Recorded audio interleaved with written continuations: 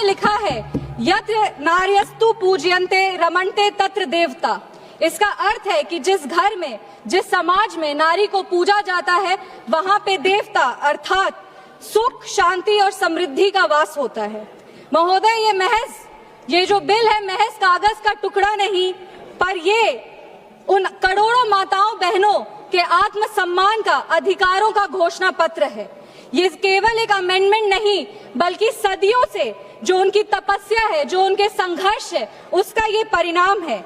ये सदियों की बंदिशों को, रूढ़ियों को तोड़ने का ऐलान है और ये पूरे देश में मातृशक्ति का हक और सम्मान देने का एक बहुत खूबसूरत सुनहरा अवसर है। हमारे यशस्वी प्रधानमंत्री श्री नरेंद्र मोदी जी ने पूरे विश्व को बता दिया है कि विमेन डेवलपमेंट और विमेन लेड डेवलपमेंट का क्या अंतर होता है। जैसा कि वो कहते हैं कि नारी सशक्तिकरण का दौर गया, अब नारी नेतृत्व की बारी है। इसी पे हम एक पंक्ति पढ़ना चाहेंगे। सदियों की इन जंजीरों का अब मिट रहा निशान है, नारी शक्ति के उदय का एक ये नया विधान है। वक्त के इस दौर में अब तेरा ही ऐलान है, मेरी प्यारी माताओं बहनों, तू ही नए भारत की नींव, तू ही इसकी शान है। महोदय, हम लोग 2 दिन पहले हमारे संविधान के निर्माता डॉक्टर बाबा साहब भीमराव अंबेडकर जी की जयंती को मनाए और वो हमेशा कहते थे कि social justice can not be achieved without gender justice. संविधान लागू होते ही उन्होंने सबसे पहले महिलाओं को वोट करने का अधिकार दिया था और वो 3 तरह के जस्टिस की बात करते थे, पॉलिटिकल जस्टिस, सोशल जस्टिस और इकोनॉमिक जस्टिस। ट्रिपल तलाक, बेटी बचाओ बेटी पढ़ाओ के माध्यम से हमने महिलाओं में सोशल जस्टिस को डिलीवर किया। उज्ज्वला योजना, ड्रोन दीदी, जीविका दीदी के माध्यम से हमने महिलाओं में इकोनॉमिक जस्टिस को डिलीवर किया और आज इस आरक्षण के तहत हम महिलाओं में पॉलिटिकल जस्टिस को डिलीवर करने के लिए यहाँ खड़े हुए हैं।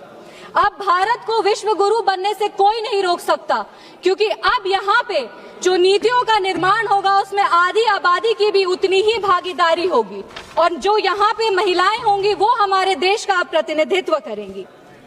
महोदय, हम बिहार की धरती से आते हैं, बिहार की गौरवशाली धरती से आते हैं। वहां की महिलाओं ने अपने नेतृत्व से, अपने हुनर से पूरे विश्व में भारत का मान बढ़ाया है। वो लोकगीत गायिका शारदा सिन्हा जी हो, वो दरभंगा की भावना कंठ जी हो, वो मुजफ्फरपुर की शिवांगी सिंह जी हो, इन सब बेटियों ने बिहार के साथ साथ देश का भी मान विश्व स्तर पर बढ़ाया है। हमारे राष्ट्रीय अध्यक्ष श्री चिराग पासवान जी हमेशा अपने vision Bihar first, Bihari first की बात करते हैं और वो ये जानते हैं कि बिहार फर्स्ट और बिहारी फर्स्ट को आधी आबादी के सहयोग के बिना नहीं डिलीवर किया जा सकता।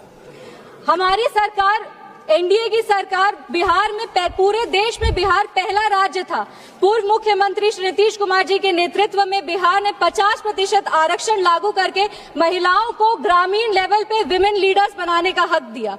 2006 में पंचायती राज संस्थानों में 50% आरक्षण दिया, 2007 में अर्बन लोकल बॉडीज में 50% आरक्षण दिया, 2016 में सरकारी नौकरी में 35% आरक्षण दिया और ये करके महिलाओं के आत्मसम्मान को, महिलाओं के अधिकार को उन्होंने अपनी प्राथमिकता दी। आज बिहार की जीविका दीदी जो है वो देश भर की आजीविका दीदियों के लिए एक उदाहरण बनी है। लेकिन इस देश का और ये बिहार का विडंबना है कि जहां एक तरफ एनडीए ने बेटियों को, माताओं को, बहनों को आगे रखा, वहीं बिहार के विपक्ष की एक पार्टी है जिनके सांसद सरेआम सदन में इस बिल को फाड़ के टुकड़ा टुकड़ा किए थे, बेटियों के सपने को चूर चूर इसी सदन में किए थे। वो और कोई नहीं, सुरेंद्र यादव जी हैं। आज हमारे यशस्वी प्रधानमंत्री श्री नरेंद्र मोदी जी की विजनरी लीडरशिप, उन्होंने जो विजनरी लीडरशिप दिखाई है वो इस देश की माँ, बेटियों और बहनों के लिए एक नए युग की शुरुआत है। उन्होंने सिर्फ आरक्षण ही नहीं दिया, उन्होंने संरक्षण, सम्मान और सशक्त नेतृत्व का भी अधिकार दिया। विपक्ष भले ही एक महिला प्रधानमंत्री बनाए, लेकिन इस देश का दुर्भाग्य है कि उस महिला प्रधानमंत्री ने महिलाओं के लिए कुछ नहीं किया। 1984 में ब्रूट मेजॉरिटी के बावजूद वो इस विधेयक को पारित नहीं कर पाए। 2010 में राज्यसभा से पास होने के बाद लोकसभा में भी विपक्ष के साथ होने के बावजूद वो इस बिल को पारित नहीं कर पाए और ये सिर्फ और सिर्फ इसीलिए हुआ क्योंकि इनका पॉलिटिकल विल तब भी नहीं था इसको पारित करने का और इनका पॉलिटिकल विल आज भी नहीं है इसको पारित करने का। हम सरकार के प्रति आभार व्यक्त करते हैं कि महिला आरक्षण के साथ साथ वो जो ये परिसीमन पर स्पष्ट और पारदर्शी तरीके से जो कानून ला रहे हैं वो आने वाले समय में देश के लिए गुड गवर्नेंस का एक उदाहरण बनेगा। परिसीमन का असली उद्देश्य है गुड गवर्नेंस, अकाउंटेबिलिटी और ट्रांसपेरेंसी। हमारे लिए वर्तमान की ये चुनौती है कि लगभग हमारे लोकसभा क्षेत्र में 20 से 25 लाख वोटर होते हैं और उनका प्रतिनिधित्व करना एक सांसद के लिए मुश्किल होता है। परिसीमन के बाद लोकसभा की सीटें लगभग 800 से ज्यादा हो जाएंगी।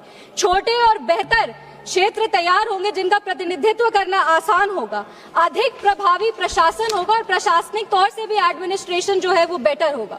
रिसोर्स एलोकेशन जो है वो और बेहतर हो जाएगा और सांसद का जो एक्सेसिबिलिटी है वो भी बढ़ जाएगा। सांसद जनता के प्रति जा करके उनकी बातों को भी समझ सकते हैं और उनके आवाज को और प्रखरता से रख सकते हैं।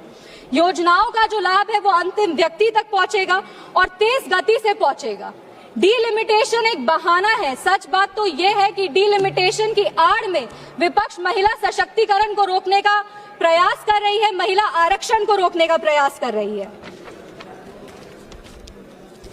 हमारी जो माताएं बहनें हैं वो कई वर्ष से उनको साइलेंट वोटर्स कहा जा रहा है, पर अब समय आ गया है कि वो ये साइलेंट वोटर्स नहीं बल्कि लॉ मेकर्स बने।